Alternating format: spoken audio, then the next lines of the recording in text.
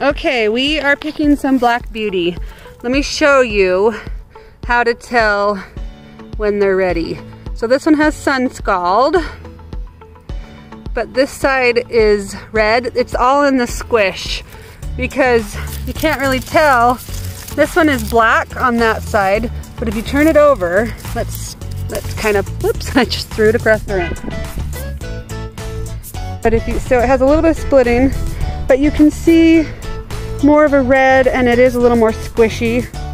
So that's kind of how to tell. This one right here, it is not ready yet. See how it's not quite turned more red? It's a lot more firm. Whoop, this one's overdone. It might be overdone.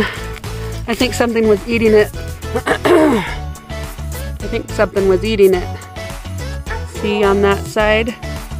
So several that are done. I'll put those in my basket. So we're gonna come over here. This one's not quite there. Not quite ready. But I see a yellow one underneath it. This is that generic. This is that unlabeled one. A lot of them said solar flare, but this is definitely not a solar flare. It has some green stripes. It's a very mild tomato. It was good when you paired it with something with a lot more acidity.